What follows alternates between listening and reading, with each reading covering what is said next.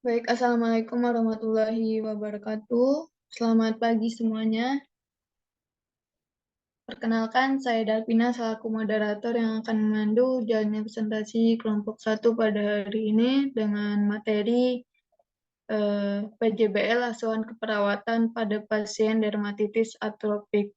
Selanjutnya saya akan memperkenalkan anggota kelompok 1.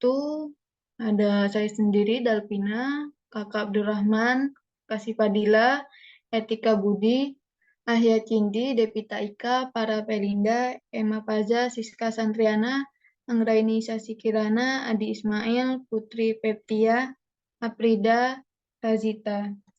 Selanjutnya yaitu pemaparan materi yang akan disampaikan oleh Ahya Cindi dan dilanjutkan dengan rekan-rekan lainnya. Kepada Ahya Cindi, dipersilakan. Baik, terima kasih Mbak Delvina. Langsung saja ke materinya tentang dermatitis atopik. Dermatitis atopik ini adalah kondisi kulit berupa inflamasi kronis yang umum ditandai dengan gatal berulang yang parah. Gejala yang muncul termasuk kulit kering, lesi eksim, eritema atau kemerahan, edema, erosi, ozing, dan pengerasan kulit yang bervariasi menurut kronisitas lesi dan usia pasien yang terkena dermatitis atopik. Tata laksana dermatitis atropik terdiri dari 5 pilar utama. Yang pertama, edukasi pasien, orang tua, serta caregiver. Yang kedua, menghindari dan memodifikasi faktor pencetus lingkungan, yaitu menghindari bahan iritan dan alergi. Yang ketiga, memperkuat dan mempertahankan fungsi sawar kulit secara optimal dengan pemberian sabun pelembab segera setelah mandi dilakukan pada setiap fase perjalanan penyakit mulai dari individu dengan kecenderungan genetik atopi hingga yang telah bermanifestasi sebagai dermatitis atopik. Yang keempat, mengurangi inflamasi dengan memberikan antiinflamasi pada penderita yang telah menunjukkan manifestasi dermatitis atopik. Yang kelima, mengendalikan dan mengeliminasi siklus gatal garuk dengan pemberian antihistamin serta konseling psikologi untuk membantu mengatasi rasa gatal. Untuk data umum klien, nama klien Tuan S, umurnya 61 tahun, jenis kelamin laki-laki, alamat Kopat Karangsari Pengasih, Kulon Progo. Untuk pendidikannya SMA, pekerjaan buruh harian lepas, dan agama Islam. Selanjutnya untuk deskripsi proyek, yang pertama, apa proyeknya? Proyek ini adalah pendidikan kesehatan atau edukasi kepada pasien yang menderita dermatitis atropik dan memiliki riwayat DM dari genetik tentang pentingnya menjaga pola makan atau diet DM agar bisa mengontrol kadar gula darah agar tidak hiperglikemia dan agar kulit gatal-gatal pasien tidak kambuh dengan mengkonsumsi gula berlebihan. Untuk yang kedua, untuk siapa? Proyek ini ditunjukkan kepada pasien yang menderita dermatitis atropik dan memiliki riwayat diabetes mellitus dari genetik atau orang tua.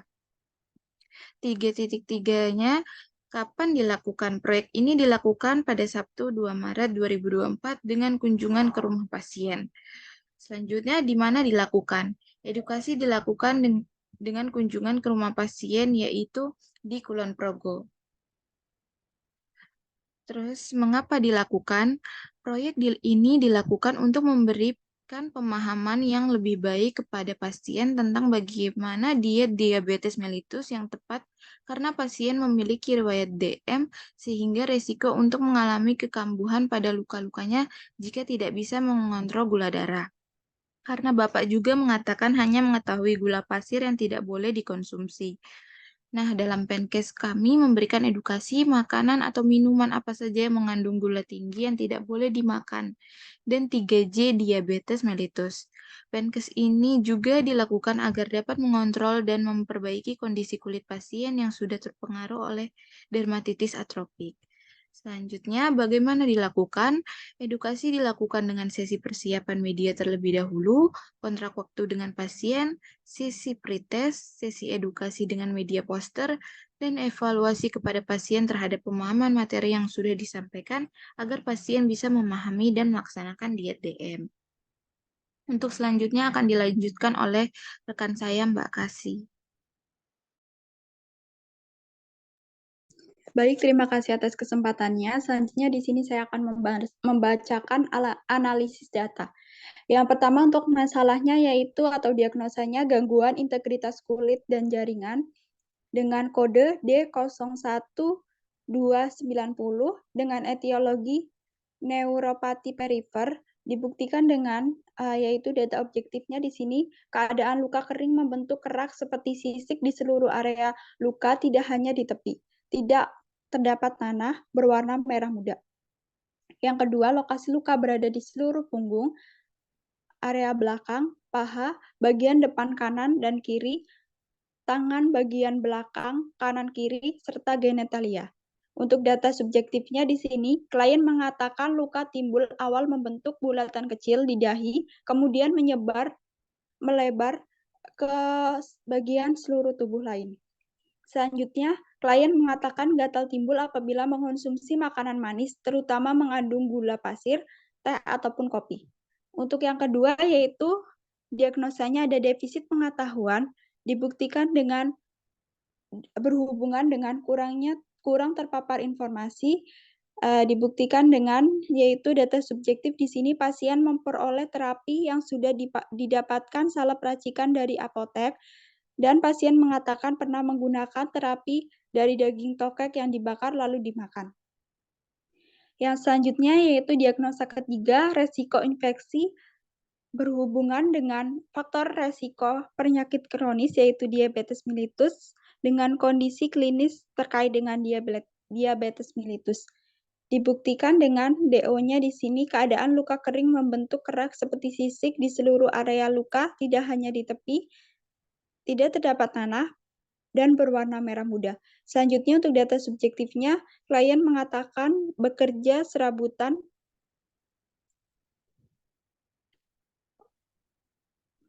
sebelumnya, Mbak.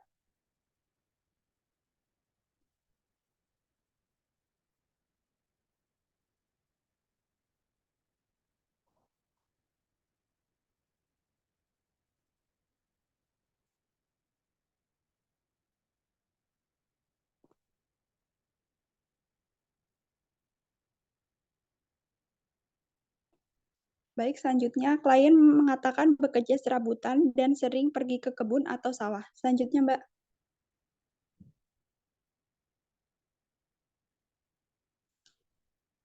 Dan diagnosa keperawatan yang muncul yaitu ada 3. Yang pertama, gangguan integritas kulit atau jaringan berhubungan dengan neuropati perifer. Yang kedua, defisit pengetahuan berhubungan dengan kurangnya terpapar informasi. Yang ketiga, yaitu resiko infeksi dibuktikan dengan faktor resiko penyakit kronis terkait dengan DM. Baik, selanjutnya saya serahkan kepada rekan lain. Baik, selanjutnya yaitu ada intervensi SLKI dan intervensi keperawatannya. Untuk diagnosa yang pertama, gangguan integritas kulit dan jaringan berhubungan dengan neuropati perifer. Dibuktikan dengan tanda gejala mayornya kerusakan jaringan dan atau lapisan kulit, tanda gejala minornya kemerahan, nyeri dengan kondisi klinis terkait DM atau diabetes mellitus. Untuk SLKI-nya, kami di sini mengambil integritas kulit dan jaringan dengan kode L14125.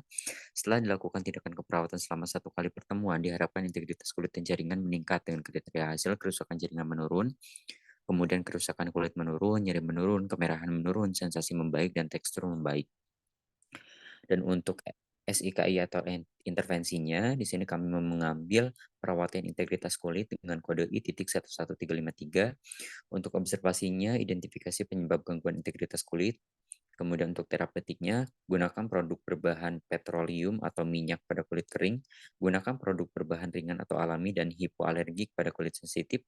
Kemudian terakhir, hindari produk berbahan dasar alkohol pada kulit kering. Kemudian untuk edukasinya, anjurkan meningkatkan asupan nutrisi, kemudian anjurkan meningkatkan asupan buah dan sayur, anjurkan kurangi terpapar suhu ekstrim, kemudian anjurkan mandi dan menggunakan sabun secukupnya.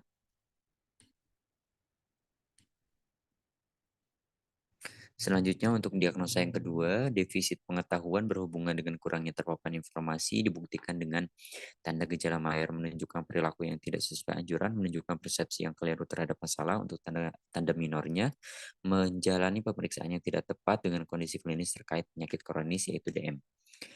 Di sini untuk SLKI atau luarannya, kami mengambil tingkat pengetahuan dengan kode L12111. Setelah dilakukan tindakan keperawatan selama 1 kali pertemuan, diharapkan tingkat pengetahuan meningkat dengan kriteria hasil. Pertama, perilaku sesuai anjuran meningkat. Kedua, perilaku sesuai dengan pengetahuan meningkat. Selanjutnya pertanyaan tentang masalah yang dihadapi menurun, persepsi yang keliru terhadap masalah menurun, dan terakhir menjalani pemeriksaan yang tidak tepat menurun. Dan untuk bagian intervensinya, di sini kami mengambil edukasi kesehatan dengan kode I.2.12383. Untuk bagian observasi, identifikasi kesiapan dan kemampuan menerima informasi, identifikasi faktor-faktor yang dapat meningkatkan dan menurunkan motivasi perilaku hidup bersih dan sehat. Untuk terapeutiknya, sediakan materi dan media pendidikan kesehatan, jadwalkan pendidikan kesehatan sesuai kesepakatan, berikan kesempatan untuk bertanya. Untuk bagian edukasinya, jelaskan faktor apa saja yang mempengaruhi kesehatan, ajarkan perilaku hidup bersih dan sehat, ajarkan strategi yang dapat digunakan untuk meningkatkan perilaku hidup bersih dan juga sehat. Kemudian untuk diagnosa yang ketiga, terakhir yaitu ada resiko infeksi. Dibuktikan dengan faktor resiko penyakit kronis yaitu diabetes mellitus dengan kondisi klinis DM atau diabetes mellitus. Di sini untuk SLKI atau luarannya kami mengambil tingkat infeksi dengan kode L.14137. Setelah dilakukan tindakan keperawatan selama satu kali pertemuan, diharapkan tingkat infeksi menurun dengan kriteria hasil, kebersihan tangan meningkat, kemudian kebersihan badan juga meningkat. Untuk SIKI atau intervensinya, di sini kami mengambil pencegahan infeksi dengan kode I.1453. Untuk observasinya, monitor tanda dan gejala infeksi lokal maupun juga sistemik. Selanjutnya, Mbak. Oh baik, untuk SLKI-nya masih ada kelanjutan ya. Selain badan dan tangan bersih, selanjutnya ada kemerahan menurun, nyeri menurun, dan juga bengkak menurun. Selanjutnya untuk lanjutan bagian intervensi, bagian observasinya, cuci tangan, terapeutik. Cuci tangan sebelum dan sesudah kontak dengan pasien dan lingkungan pasien, pertahankan teknik aseptik pada pasien beresiko tinggi.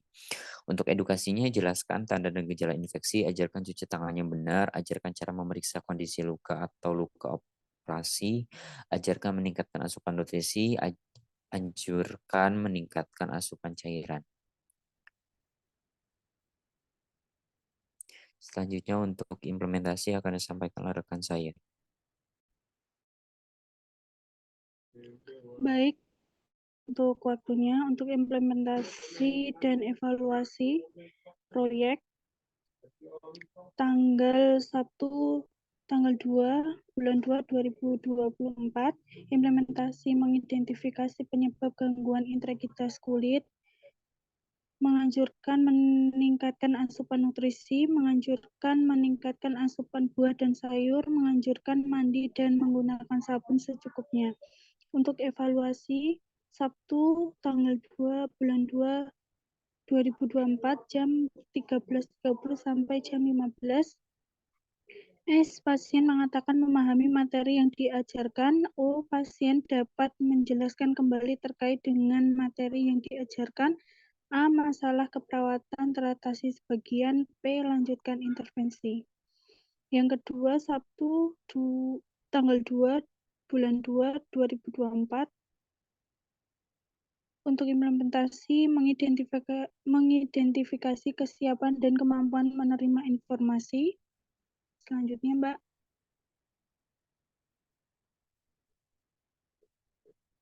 Mengidentifikasi faktor-faktor yang dapat meningkatkan dan menurunkan motivasi perilaku hidup bersih dan sehat, menyediakan materi dan media pendidikan kesehatan, menjadwalkan pendidikan kesehatan sesuai kesepakatan, memberikan kesempatan untuk bertanya, menjelaskan faktor resiko yang dapat mempengaruhi kesehatan, menganjurkan perilaku hidup bersih dan sehat, menganjurkan strategi yang dapat digunakan untuk meningkatkan perilaku hidup bersih dan sehat, Untuk pasien mengatakan saat memahami edukasi yang diberikan, pasien tampak bisa menerima penjelasan yang disampaikan dengan baik dan bisa mengulang atau menjelaskan kembali materi yang sudah disampaikan.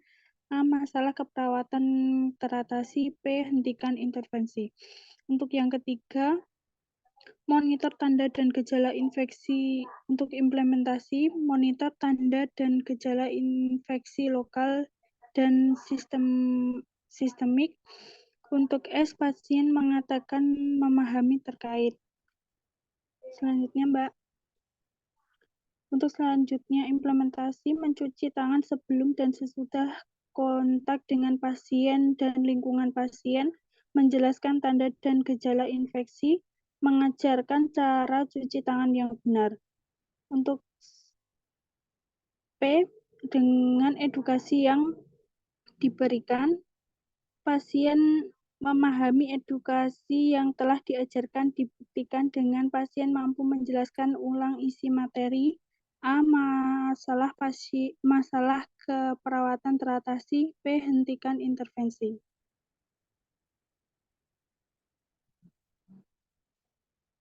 Untuk selanjutnya akan dilanjutkan oleh teman saya. Baik, untuk materi edukasi dan dokumentasi, di sini ada poin A, pengertian diabetes mellitus. Yang pertama, diabetes mellitus adalah suatu penyakit menahun yang ditandai oleh kadar glukosa darah yang melebihi nilai normal secara menahun. Batas normal kadar gula darah sewaktu adalah 200 mg per dl. Batas normal kadar gula darah puasa adalah 100 lebih dari 126 mg per dl. Kemudian ada poin B, pola makan DDM. Yang pertama ada jumlah makanan yang dikonsumsi disesuaikan dengan berat badan memadai jumlah makanan yang dikonsumsi disesuaikan dengan hasil konseling gizi. Kemudian yang kedua ada jenis makanan utama yang dikonsumsi dapat disesuaikan dengan konsep piring makan model T yang terdiri dari kelompok sayuran di antara lain ketimun, labu, kemudian ada tomat, wortel, dan bayam. Kemudian ada karbohidrat seperti nasi, kentang, jagung, ubi, singkong. Kemudian ada protein, terdiri dari ikan, telur, tempe, tahu, kemudian kacang hijau, kacang merah. Dan kemudian jenis makanan selingan diutamakan dari kelompok buah-buahan yang kandungan gulanya relatif aman, yaitu pepaya, salak, jeruk, bengkoang, yang terakhir apel. Kemudian di sini ada yang ketiga yaitu jadwal. Jadwal makan terdiri dari 3 kali makan utama dan 2-3 kali makanan selingan mengikuti prinsip porsi kecil. Untuk evaluasi proyek, pelaksanaan yang dilakukan berjalan sesuai dengan jadwal yang ditentukan, namun ada beberapa kekurangan dalam menjalankan program ini, yaitu keterlambatan salah satu anggota kelompok, sehingga dari kelompok kita menunggu. Mungkin hanya itu evaluasi yang dapat disampaikan dalam pelaksanaan proyek yang dilakukan ini. Untuk kelebihan dan kekurangan proyek, kelebihan proyek di sini ada meningkatkan memahami Tuan S terkait dengan diet DM, kemudian mendorong gaya hidup sehat dan perilaku positif, kemudian membantu Tuan S bisa sembuh dari penyakitnya. Untuk kekurangan proyek ini memiliki kekurangan, yaitu saat edukasi terkait dengan diet DM, keluarga sedang melaksanakan aktivitas di luar, sehingga dalam melaksanakan edukasi hanya berfokus pada klien saja, tanpa ada keluarga.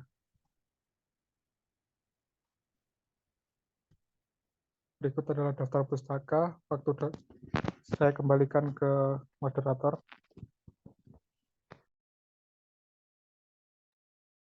Baik, terima kasih kepada teman-teman atas pemaparan materinya. Jika ada kekurangan dalam penyampaian materi, mohon dimaafkan. Saya akhiri. Wassalamualaikum warahmatullahi wabarakatuh. Waalaikumsalam.